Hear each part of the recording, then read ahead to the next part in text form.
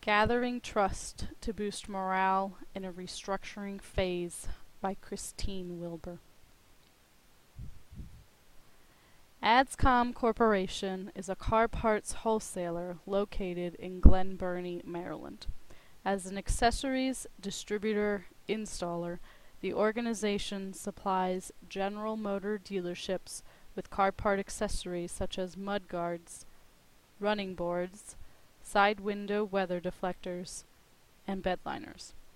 These accessories enhance GM vehicles and help dealerships customize a vehicle to an end customer's desires while adding overall value to the offered models. Dealerships phone Adscom to order the accessories, and Adscom delivers those accessories to the dealerships in the Baltimore and Washington, D.C. regions, which include Maryland, Virginia, Delaware, West Virginia, and parts of Pennsylvania. The organization consists of territory sales managers who visit the dealerships to help them with training, ordering, and promoting the GM accessories. This department is the main face of the organization, so it is imperative for the employees in that department to employ charismatic leadership, have intimate knowledge of the product lines, and a high level of professionalism.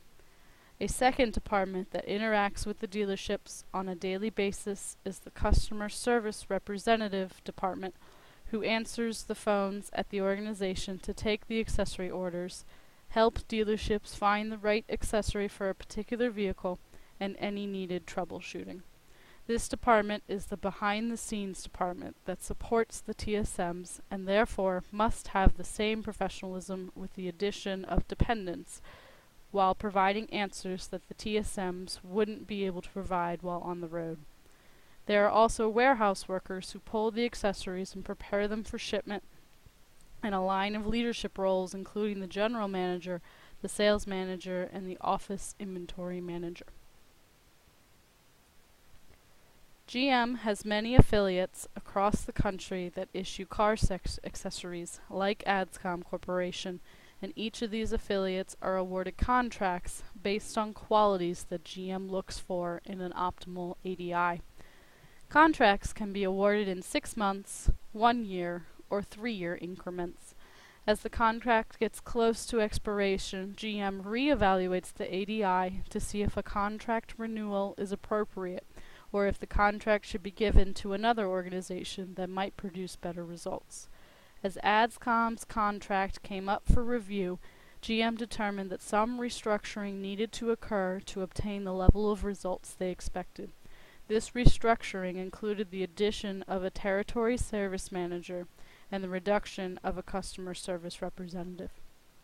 The proposed restructuring by GM meant that the TSM department would increase from 2 to 3, and the CSR department would increase from 3 to 2. By adding one person in one department and removing one person from another department, Adscom had to work to redistribute the work that was typically done within those departments. Concerns in the CSR department focused primarily on whether or not all the work would be completed in a timely and quality fashion, while the primary concern in the TSM department focused on the division of the territory and the commission that would be available for each TSM. This restructuring was worked through with the general manager of Adscom in tandem with the GM representatives who reviewed Adscom's contract. However, it was up to the general manager which CSR he felt needed to be let go and who he wanted to bring on in the TSM department. Determining which customer service representative needed to go was the easier decision for the general manager because performance could be evaluated and used as the determining factor to who would be let go. However, nothing was written down to determine the aspects of performance.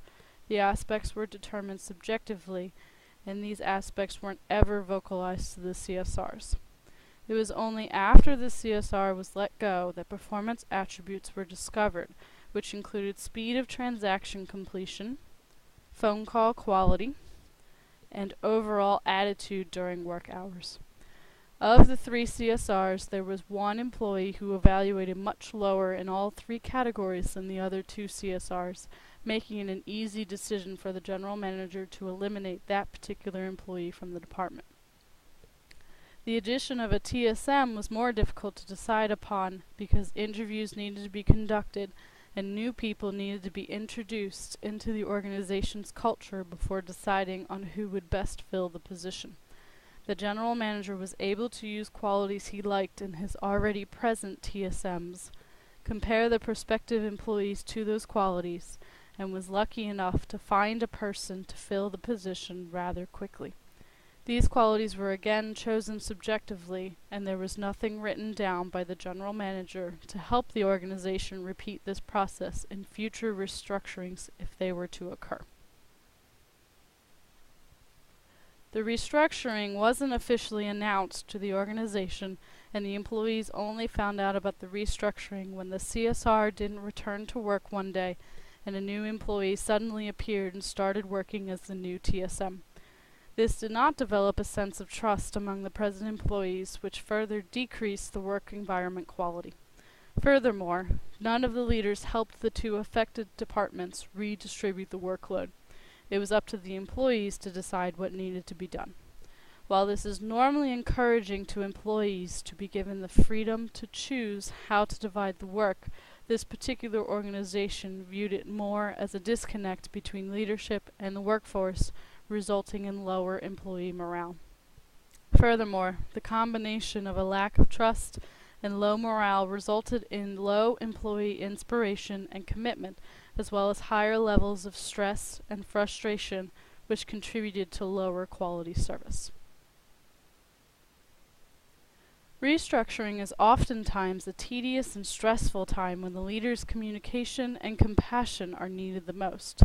Uncertainty and change naturally put people on edge, and even the best relationships are strained. It is important for the leader to fully communicate the changes as they are able to help put the employees at ease about those changes. Part of a leader's communication is also the ability to be upfront and honest with the employees, which can go a long way to gathering employee trust and commitment. If I were the leader in this restructuring process, I would have changed a number of things to keep high employee morale and commitment. The most important change would be communicating from the very beginning what was happening, including the fact that our GM contract was up for review, the results of that review prior to action, and updates along the way in the restructuring process. Unfortunately, the choice to remove one of the employees from the workforce would lay heavily on me, but I would be sure to give them a reasonable compensation package and advanced notice of termination so the employee could have time to find other forms of employment. Finally, I would work with the remaining employees to help them divide the workload appropriately if they needed my assistance. This would occur at the final restructuring stage, as well as monitoring the decided upon division for a period of time to ensure the workloads weren't too stressful for the remaining employees. This would show that I cared for the employees' workloads even if they didn't need my help dividing the work, and would gain a level of trust that ensures employee commitment and a desire to continually improve in day-to-day tasks. One of the most important elements that I will need to implement in my leadership is asking my employees for their input on how the organization is run and if they had any ideas on how to improve the processes that are utilized to create better results. With the previous leader's invitation for voiced opinions and contradictory disappearances of any employee who took his invitation, the employees will be very skeptical to offer their opinions based on past history. However, as trust is built and employees begin to see that I actually listen to their voices, the work atmosphere will begin to improve, employee morale will improve, and productivity will start to improve as a result. This will also encourage team building as employees collaborate to find out how they feel processes are currently working and what they think might be best changed with those processes to achieve better results.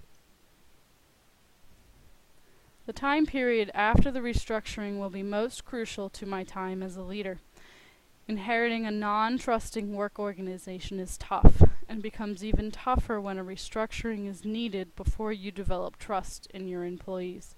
Therefore, it is important to utilize open communication, consistency between words and actions, treating others as equals, and working for the benefit of the group. It is also important that I show my employees I understand their abilities and contributions to the organization and motivate them to use their full potential. If certain employees are underperforming, it is my job to find the motivating factor that will help those employees achieve their full potential, be it through training, mentorship, or changing my leadership style. In conclusion, restructuring is a necessary evil for some organizations who might not be achieving the optimal results that are being sought after. If a leader has established a sense of trust and commitment from their employees, the restructuring will be received better and results of the restructure will come out more positive. Employees will understand their leader is not working against them and they are looking to better the organization for everyone. When the leader fulfills promises, openly communicates, and stays honest with the employees, the leader can harness a culture that works together to solve its problems, reduce uncertainty, and develop strategies that support the organization's vision. A positive work culture created by trust, compassion, and communication is the best work culture to harness and can achieve great results, high productivity, and positive employee-leader relations.